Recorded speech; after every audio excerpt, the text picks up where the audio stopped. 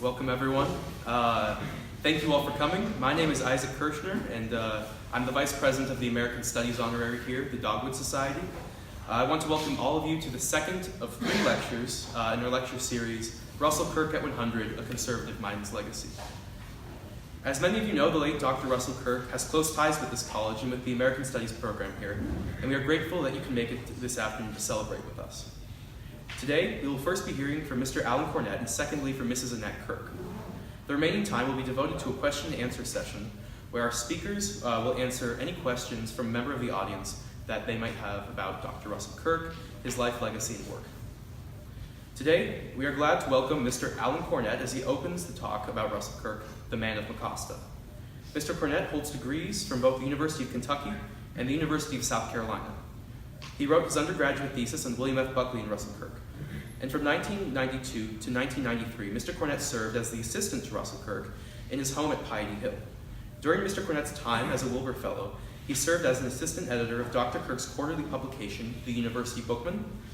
He also edited submissions and answered correspondence and had the responsibility of maintaining Dr. Kirk's massive library. In addition, Mr. Cornett is a Richard M. Weaver Fellow at the University of South Carolina and the bibliographer of the works of M.E. Bradford. It is my pleasure to welcome Mr. Alan Cornett to the podium.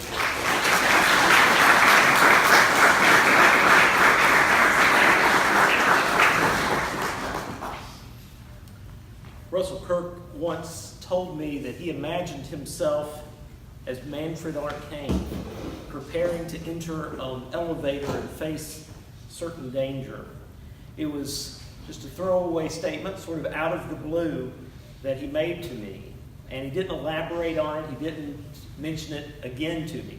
But it was an interesting insight into his imagination. Manfred R. Cain was the protagonist of Dr. Kirk's 1966 novel, A Creature in the Twilight. He was minister without portfolio, and something of a, we might think of him as almost a James Bond type character. But what he also was, apparently, was Russell Kirk and the imagination that he had of himself. Who of us have not thought of ourselves as a secret agent facing danger? Well, Russell Kirk certainly did. I wish I recalled more about that episode and so many others that happened during the time that I was blessed to know Dr. Kirk. But to my continued regret, I failed to keep a journal during my year at Mecosta. Looking back on it, it was an obvious thing to do, wasn't it? But we don't always recognize the moments that we are in, so always embrace the moment, redeem the time, as Dr. Kirk would tell you to do. I want to thank the Dogwood Society today for the invitation to be here, Isaac and Caitlin for putting this event together. It is an important event to me personally because my relationship with Dr. Kirk was so influential in my life, and I know he's had such a profound influence on a lot of people here at Hillsdale, and particularly people in this room. Hillsdale always had a bit of a mythical status to me. This is my first visit here, but it's a place I've known about for probably close to 30 years, and I had never quite made it. As most of you know, I suppose all of you know, Hillsdale's not on the way to anywhere, so if you come here, you have to intend to come here. I've known my fellow student, Clyde Wilson, Dr. Richard Gamble, for, I guess, a quarter century now. I hate to use terms like that. A fellow Southerner, Dr. Michael Jordan, who would have his own stories of Russell Kirk, no doubt, and you should probably hit him up for those. And, of course, Brad Berzer is here, who knows more about Russell Kirk than Russell Kirk did. So he is indeed the expert. I want to share a few anecdotes from my time with Russell Kirk that perhaps will give some insight into him as the man of Mecosta, not necessarily from any kind of scholarly standpoint, but just day-to-day interactions with him that shed some light. He was always a kind man. He was very reserved in his personality. I think that was primarily due to shyness. He was not the person who would take over a room, but he would also command a room. And that was, I think, because people understood how significant he was. He loved to hold court, especially at mealtime, and tell stories and make jokes.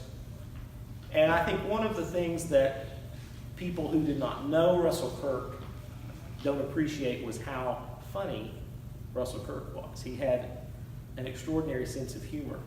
My good friend David Abner, who was a Wilbur Fellow with me at Mecosta, has said that Dr. Kirk was the funniest man he ever met. He said he didn't say much, but a larger percentage of it was funny than anybody else he knew.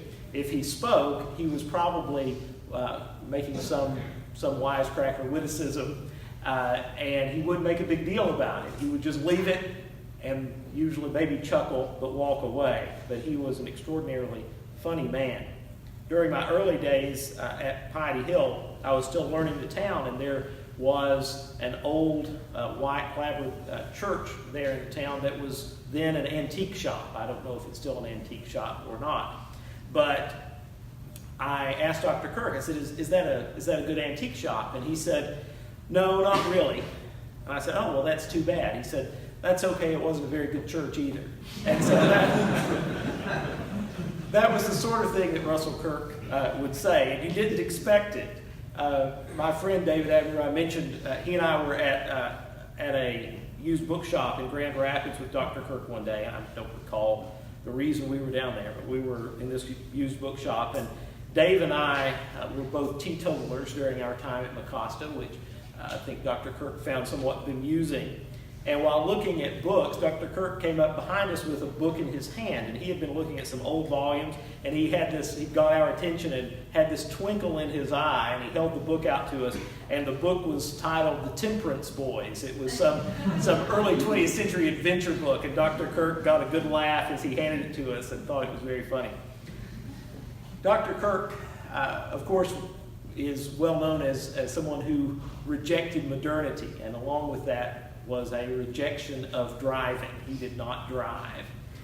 And so those of us who were his assistants were tasked with being his chauffeur. And so we would take Dr. Kirk wherever he needed to go. He considered cars mechanical Jacobins, but he understood, of course, that he had to ride in them, but he wasn't going to drive one. So one time we were coming back from Grand Rapids. I think perhaps I was picking him up at the airport. Dr. Kirk not only did not drive, he also did not want to be on an interstate or a freeway. So it was always back roads. And we were driving back, or I was driving back, and Dr. Kirk would seemingly spontaneously pick a direction, because of course, as you well know, all the roads in Michigan are at 90-degree angles.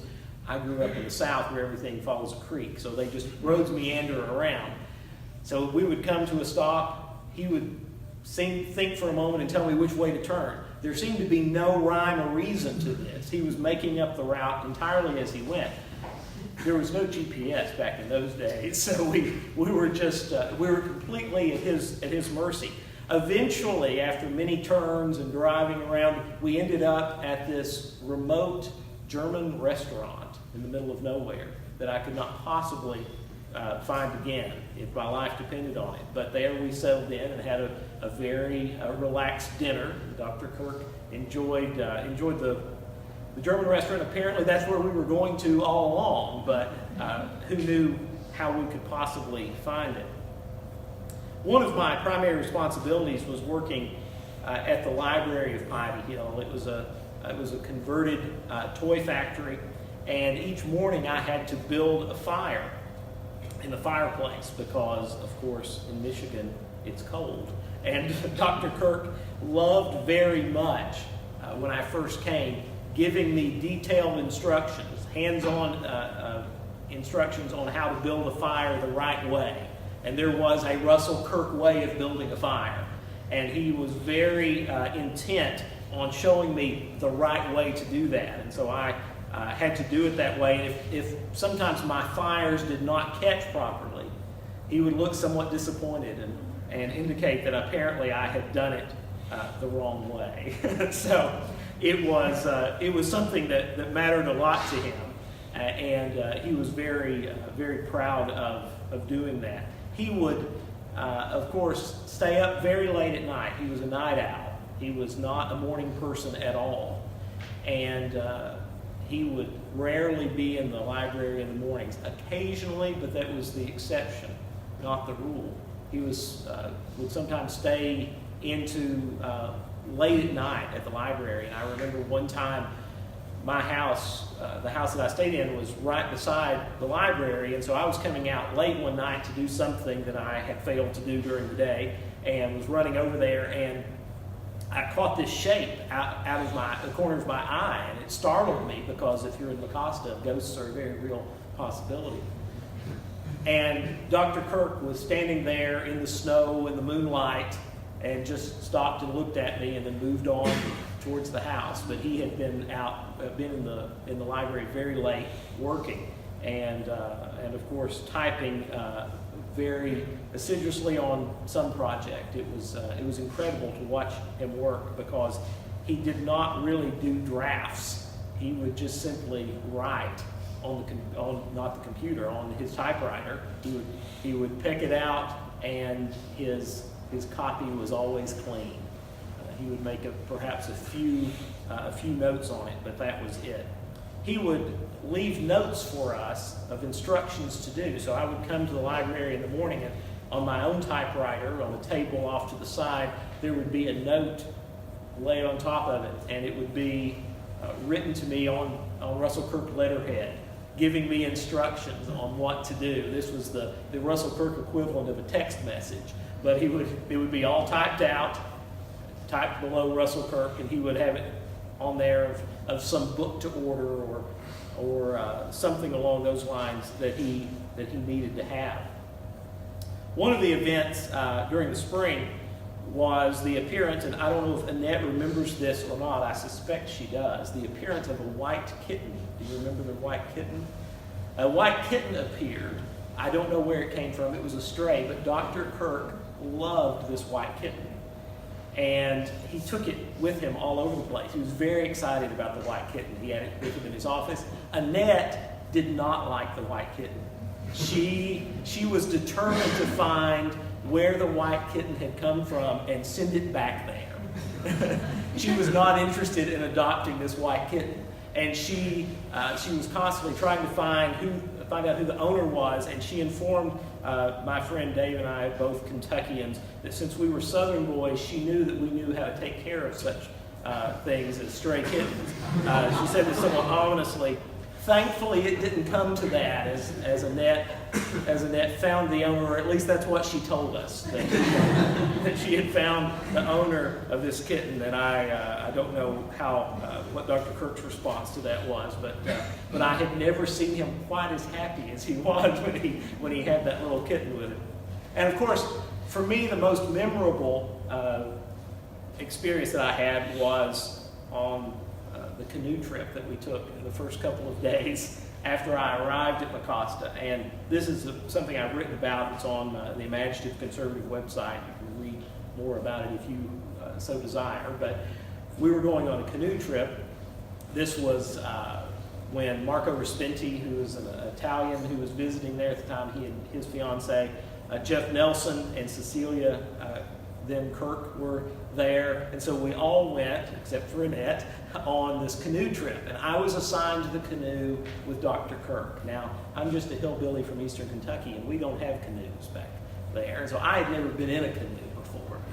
But we were going down this river in a canoe, and I was with the founder of the conservative movement, and the canoe got caught in a fairly fast current. And I was in the front of the canoe, and Dr. Kirk was in the back of the canoe, and it was pushing us over towards the bank where there were these low-hanging limbs. And so I bent down to get below the limbs, and Dr. Kirk was sitting in the back, and he just kept leaning back further and further and further. But there was only so far back he could go, and eventually the limbs caught him, and it flipped us over into the river. Well, I didn't know how deep the river was when we were going over. Thankfully, I learned that I could stand up in it, and I was okay. But the current was very swift, and so Dr. Kirk was unable to get his footing. And so I was there holding him as his feet were out in front of him to keep him from flying down the river. And Marco saw us and came over and was able to get to the bank and drag him up onto the bank. And of course, he was completely soaked head to toe, both of us were. And he arrived back at the house and presented himself to Annette in the kitchen with a smile on his face, with water dripping off of him. And of course, Annette's reaction was what he wanted, which was, "Russell!" And I don't think he was ever allowed to go canoeing again after that. So I wrote that for the Imaginative Conservative and entitled it "How I Saved Russell Kirk from Drowning." And my friend Hunter Baker, who's at Union College in Tennessee, said I might title it, and said "How I Almost Drowned Russell Kirk." And I told him it's all about framing. Everything's about framing. I will say that as I look back on the time I've been blessed with here on earth, the year that I had in Mecosta was the most singular of my life. And if I could go back and relive a year of my life, I think that would be the year that I would go back and relive. And that time, I would keep a journal. But I would certainly love to be there again. There is a magical quality about Piety Hill. We are coming up, of course, on Dr. Kirk's very favorite holiday, and that's Halloween. He loved Halloween more than anything else. And so I will close with a Halloween story. We were preparing for Halloween, and the house was decorated. Of course, Piety Hill looks somewhat like a Halloween set all the time. So it doesn't take much, but they spread fake spider webs and so forth out front. And Dr. Kirk was actually tried to convince Annette to leave those webs up year-round. He thought that was a fantastic idea. Annette vetoed that. But the house was all fixed up for Halloween, and of course these little kids were coming in to trick-or-treat from the town, and it looks like, as I said, it looks like a haunted house anyway. And if you've got a little extra Halloween mojo going, it definitely did. And so you saw parents trying to coax their children to enter the house to trick-or-treat. And these costumed children were kind of resisting getting in there. But everyone was dressed up, and Dr. Kirk was very excited to have the trick-or-treaters there. And one little boy got the courage to speak to Dr. Kirk and said to him, "Do you live here?" And he said, "When we were alive, we did."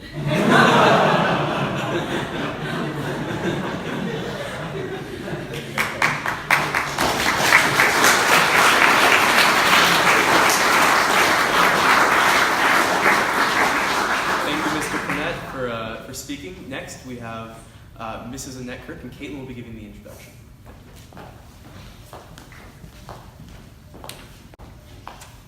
Yes, thank you so much, Mr. Cornett, for your wonderful stories about Russell Kirk and for giving us a glimpse into his life. My name is Caitlin Mecosta. I'm the president of the Dogwood Society here at Hillsdale College, and I have the pleasure of introducing our next speaker.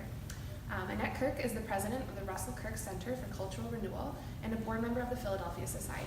Mrs. Kirk received her Bachelor of Arts degree and an honorary Doctor of Letters from Malloy College, and she did her graduate work in theater at Queens College and in literature at St. John's University and in education at Columbia University. A native New Yorker, Mrs. Kirk moved to the village of Mecosta, Michigan in 1964 when she married Dr. Russell Kirk. While raising their 4 daughters and acting as a lecture agent for her husband, she founded the Mecosta County Council for the Arts and served for 10 years as chairman of the Mecosta County Board of Social Services and helped turn Mecosta into what we all know it as today. She has dedicated much of her life to the betterment of Michigan and the nation. She was a board member of the Midland Charter Initiative and an Education Freedom Fund, which helped low-income students in Michigan, and she was a member of the board of the Laura Bush Foundation for America's Libraries. Mrs. Kirk was a member of the National Commission on Excellence in Education, which in 1983 released a groundbreaking education reform report, A Nation at Risk. During her 30-year marriage to Russell Kirk, they gave joint lectures, campaigned for political candidates, and hosted thousands of students at seminars at Mecosta, a tradition which Mrs. Kirk still upholds today. Please give a warm welcome to Mrs. Annette Kirk.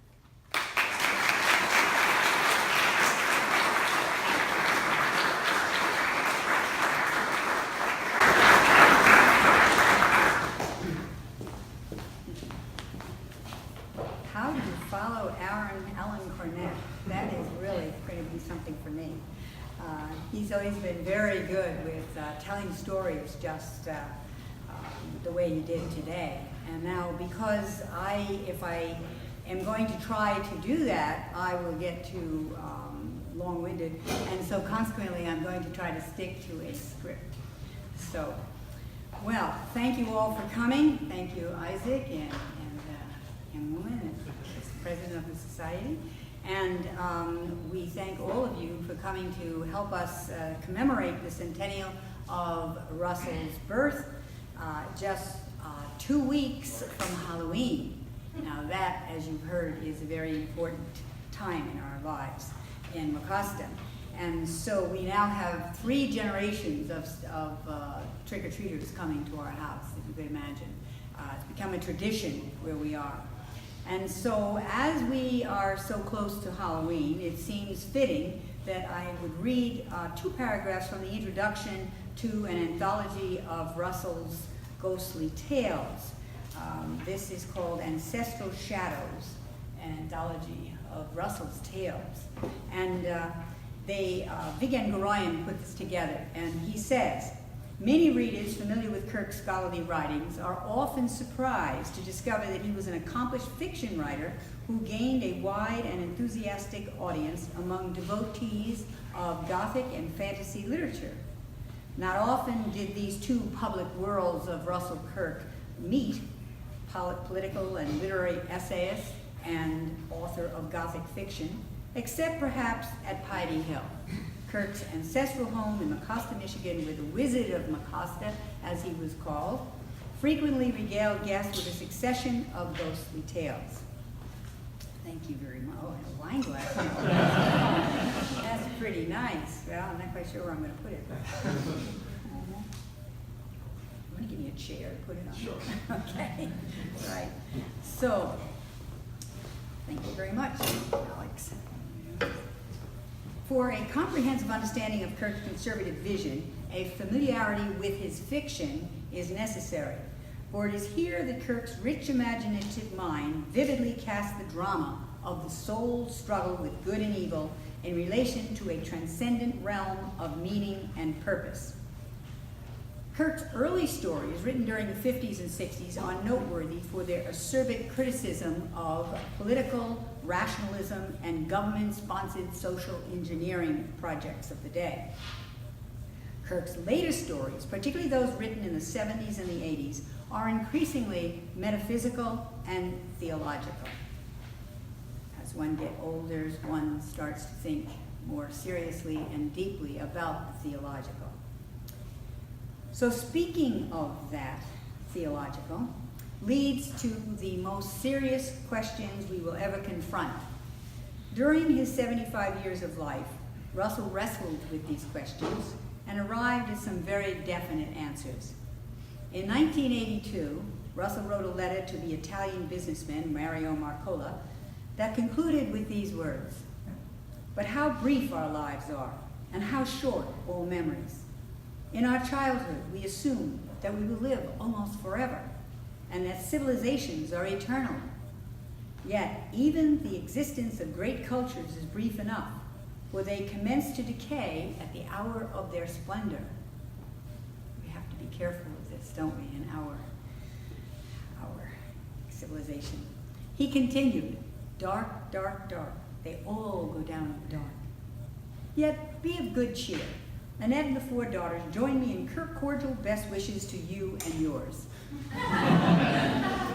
It was typical of Russell, after quoting some dramatic line of a dour nature, to end on a note of encouragement. Cheerfulness break through, as he used to say. Throughout his life, he never succumbed to the temptation that afflicts so many conservative men and women today, the temptation to wail that all is lost and that we might as well take to the hills. Over the course of his life, Russell discovered the answer to those questions that every man must confront at some time in his life. Are we more mere accidents of the universe, animated collections of cosmic dust and electrical impulses, which will resolve into nothingness someday? Or are we something more? Does life have meaning? At one time, people throughout the Western world learned the answer to those questions in words they learned as children from the Catechism, which asked as a series of questions such as, why are we here? The reply, to know, love, and serve God in this world, to be happy with him in the next. So simple a question, so profound a reply.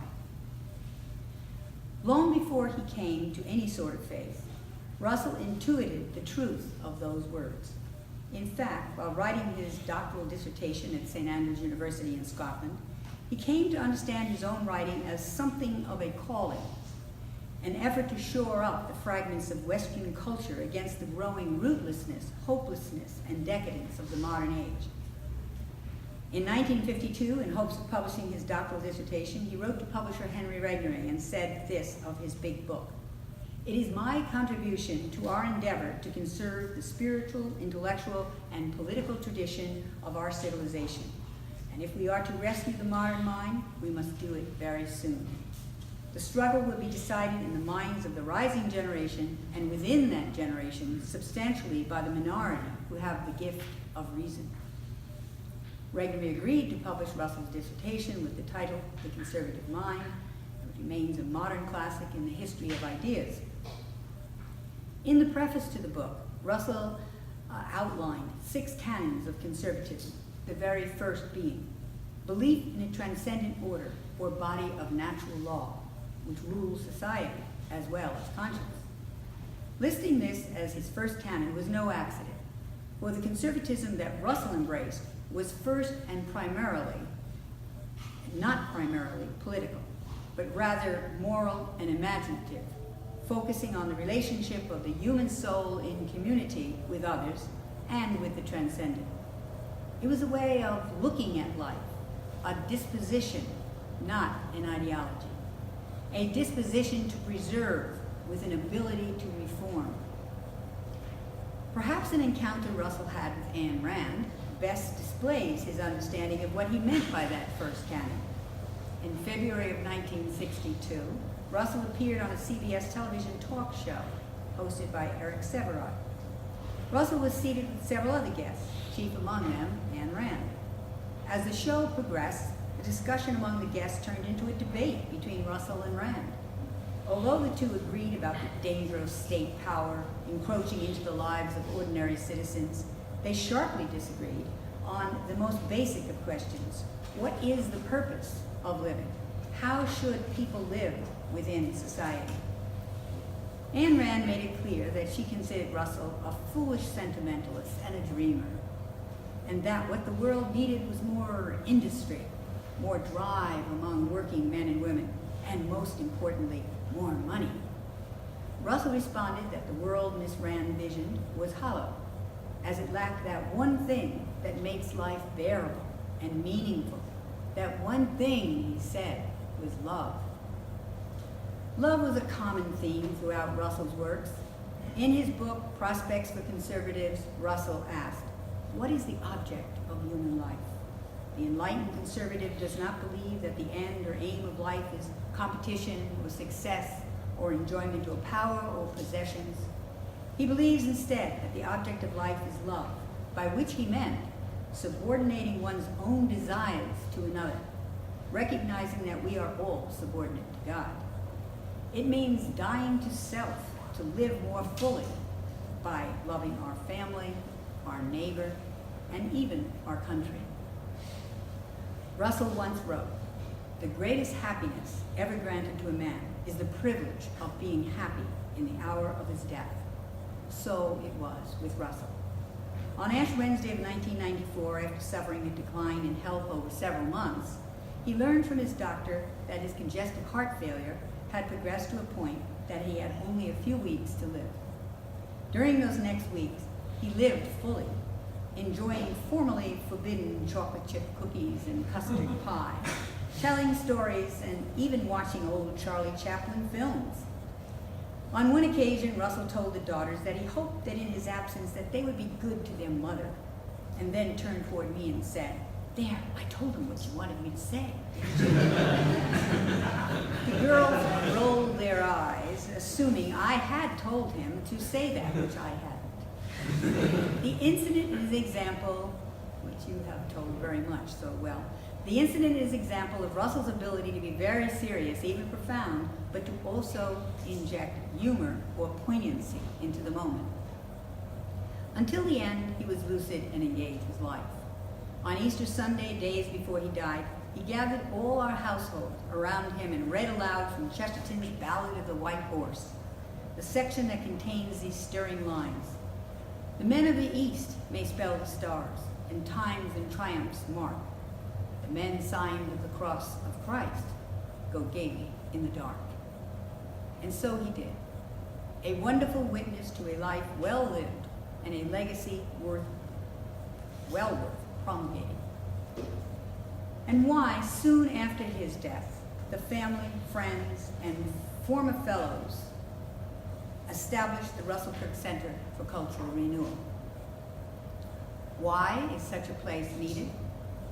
Well, while think tanks propose policy on current issues, they must always be places where principles and traditions from which policy springs are studied and nourished. This is the purpose of the Russell Kirk Center. Why it was founded: to be a guardian of the permanent things. To do this, we ensure that at least some are reading the books, thinking the thoughts, and emulating the men and women whose words and lives transmit and model an appreciation of the permanent things, as outlined in Kirk's historical account of our founding, The Roots of American Order, a book that is used as a text by high schools and colleges and has been translated into Italian and Russian and next year Chinese. The Kirk Center is more than a study center. It is a transformative place where a community of young scholars live and work, and when they leave, they provide intellectual leadership wherever they go and whatever career paths they follow.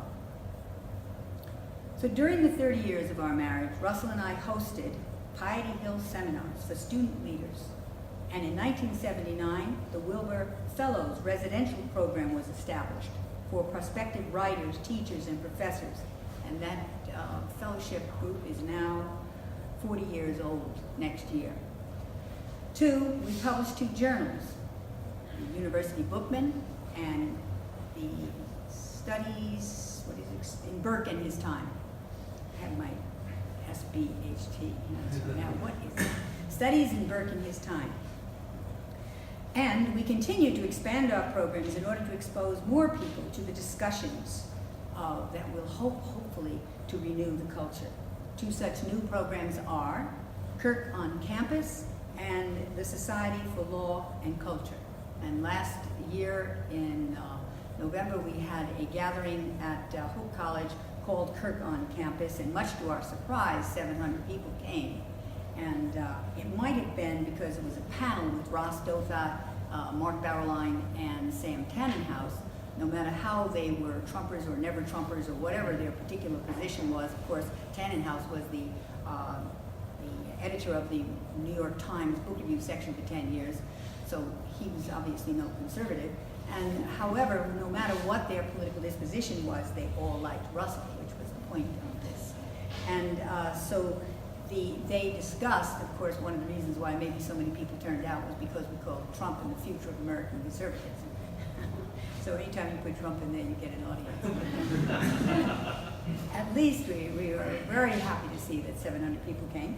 And the other group that we've just recently found is the Society for Law and Culture, which is judges and lawyers who will come to Mecosta initially, and then after some years, hopefully we will branch out to other places in Michigan and the United States. And that is a group which was inaugurated by someone that's known here, that's taught here, Steve Markman, who's our current Chief Justice, and of Michigan Supreme Court. And this past year, we had the youngest Supreme Court Justice in the country come, Caleb Stagel from Kansas. And he gave a brilliant talk on T.S. Eliot and is coming back next summer to be in residence for a while as a Wilbur Fellow, and he's going to write that book. How does Eliot help the law? What possibly can he say to people about the law? So, our fellowship seminars and publications with these groups, these programs, we will continue our mission to strengthen renewing our institutions and our culture in our very modest way, while letting cheerfulness break in, as Russell said, and so defeating the forces of darkness and despair. Because after all, the day after Halloween is All Saints' Day. So that gives us hope. Thank you very much.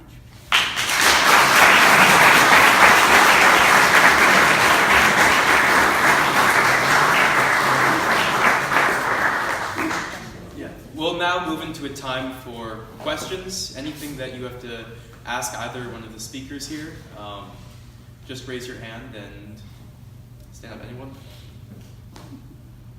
I covered everything, no questions. Let's see. Yes, in the back. So, I have a question for Mrs. Kirk. I have a number of friends who interpret your husband as being a moral relativist, and I understand that he very contradicts that. But the argument that I've been told goes something like, Kirk critiques the belief in abstract moral imperatives.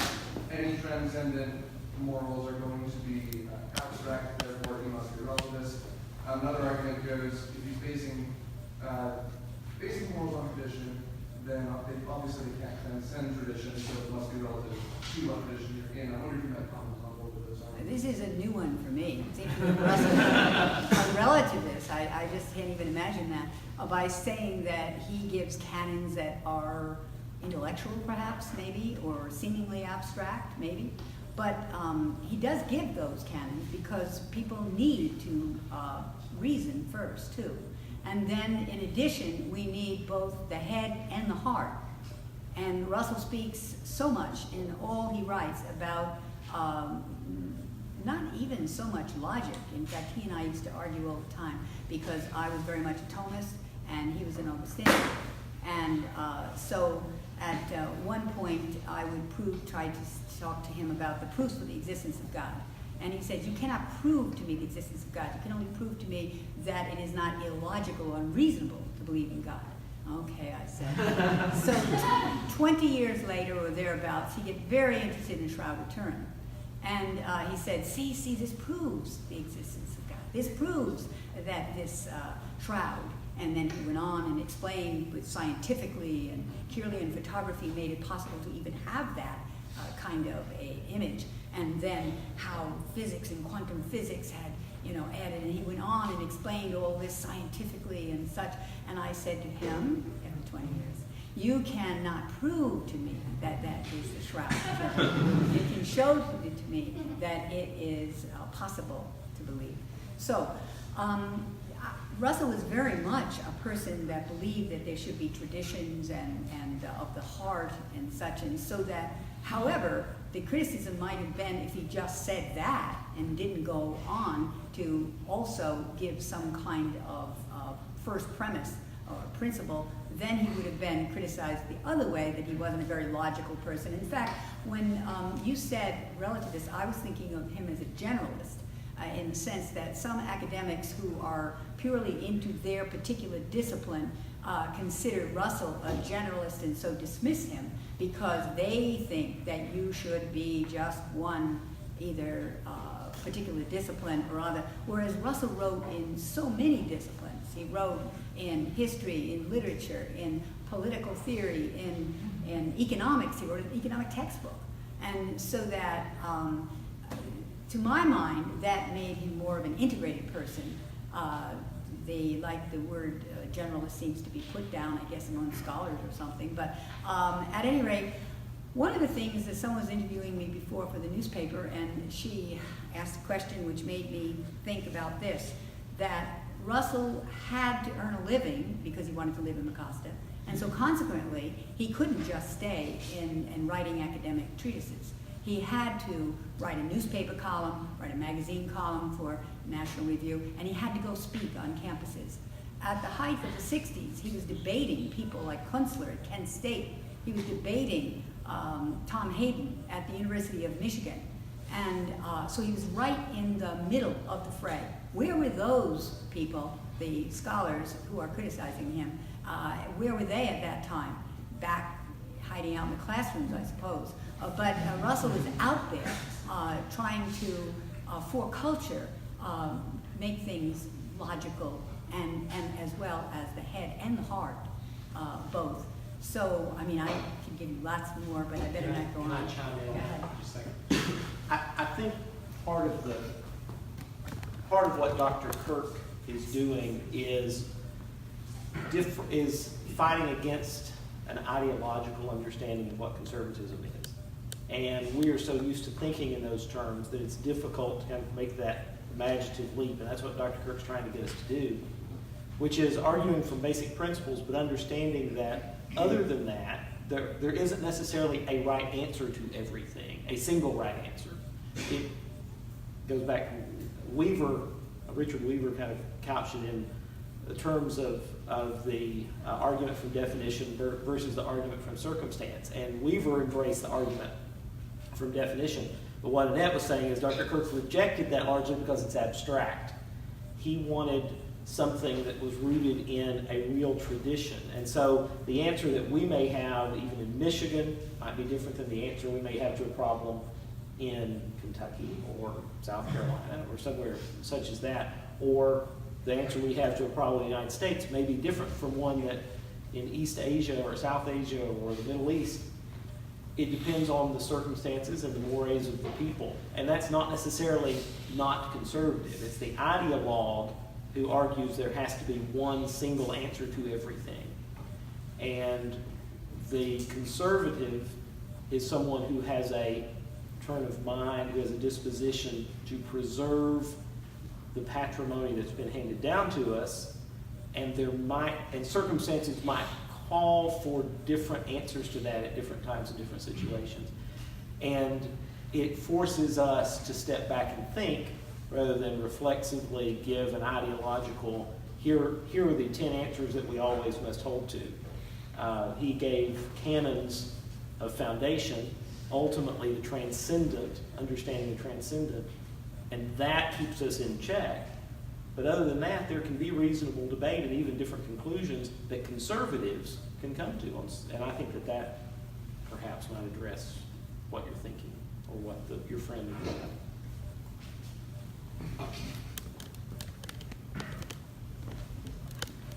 The other thing I was thinking about when the young woman was interviewing me for the paper was that because Russell had to make a living and wanted to live in Mecosta, that he, as I say, wrote for newspapers and such, but that meant that he had to be more accessible to a common mind. And he couldn't just speak in academic tones, that he had to take what he wrote for academics or for at a higher level in the conservative mindset, and then he had to make it more understandable, perhaps relational even, and use examples and a different kind of language. So if he had stayed in the academy, I don't think he would have had as much influence. I think by the fact that he had the Los Angeles Times as his syndicate column that he did for 13 years when nobody was doing that. This is way back before we have all the people today. You pick up the paper and there's so many conservatives writing in the newspapers, and I wonder who are all these scribblers. I never heard of them before, and because most of the people of Russell's age are gone, and Buckley and himself and Nisbet even, and that so we're waiting for the young ones to make themselves known well enough so that they become the new leaders. So we're between a time. I had thought when Russell died that maybe Roger Scruton would be the person that would pick up on his legacy and be the one that would help. And Scruton did come and live in Virginia for a little while, but somehow or other he got annoyed at them for, I think they wouldn't let him fox hunt or do something or other. And so that he went back to England. But the problem there is that Roger Scruton doesn't have the same first principle that Russell has of belief in a transcendent order. He believes it's good for people to go to church. He even plays the organ in his church. But he doesn't count that as the basis for his type of conservatism. And neither does Oakeshott do that. And so that Russell remains one of the larger conservatives of that time that does think of that as a first principle, the transcendent order. But he had to, with 100 newspapers a day, 5 days a week for the Los Angeles Times for that 13 years, in the beginning when other conservatives were not writing for doing this, he had to, as I say, make his words more accessible. And I think that meant that he had more of an influence politically and culturally because he had to do that. So it was kind of good he had to earn his keep that way, as opposed to just having a position at a university. We have time for one or two more questions. Annette, I'm going to give some stories that I don't want these students not to get to hear about how you and Russell met, because I think that's the last students. They had to read in American Heritage the Sheridan statement that Annette was there at the Buckley's house, and she was the secretary of the Sharon American Congress. Student Lunch. Right. She is a pillar of conservative history herself. Well, yes, I was before Russell. It wasn't Annette Kirk, and that was, or Annette Yvonne Cecile Courtemanche was my name. But I was very active in politics as in New York when I was 18, 19, 20 years old. And the Young Americans were being founded at that time. In fact, I was at Sharon, Connecticut, and was the secretary for that conference. That there were 95 males and 5 females. And so at one point, someone was interviewing me, and she was obviously a feminist, and she said, "Wasn't that terrible? There were 95 males and 5 females." I said, "I was 19. I thought it was great." At any rate, so I was, as I say, active because my parents were always active in civic affairs. We had, in the 50s, Hungarian revolutionaries. You remember the uprising in 1955? The Hungarian, all those freedom fighters used to be at our house for tea.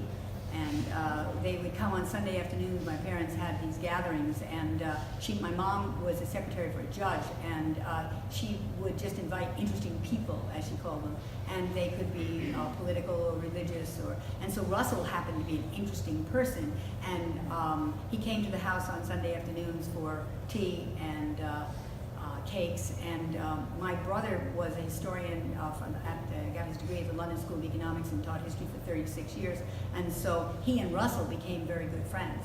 So it meant that my mom was the one that introduced me to Russell at the Hotel Wellington in New York in 1960 because she wanted me to speak on his book, The American Cause, and I didn't know anything about him. I was a junior in college, and running for student council president, so consequently I wasn't at that point reading Russell's writings, and I was more interested in campaigning, and so he was at that conference, and so I agreed to speak, and I did speak on that book, and that's where I met him.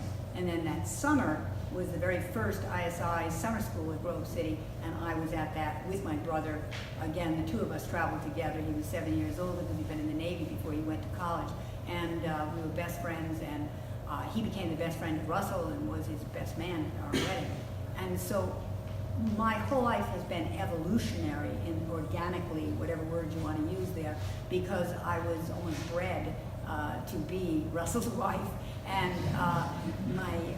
by my background and my parents and such, and so that and I helped run the Madison Square Garden and Manhattan Center events where there were thousands of people there. I was a Goldwater girl and was head of the Goldwater girls at those places, and then, in fact, I protected Goldwater, which is really funny, because when you see today how much they're talking about how much security details cost to protect all our politicians and people, and in those days, another friend and myself were the two that were standing outside the press room and saying to the press they couldn't come in to see Goldwater because he was getting ready for his speech, and just two young college girls were protecting him. And now the times have changed so much, obviously.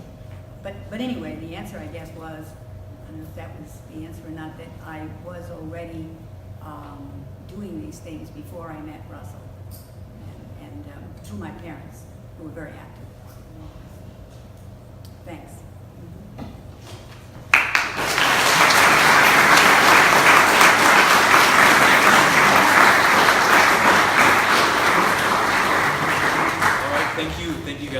coming. We might have 5 to 10 minutes before we head out for dinner here, but come back to later for our final Russell Kirk lecture tonight. Dr. Brad Berzer will be giving it, so you can all expect to be excited for that. All right, see you then. Thank you.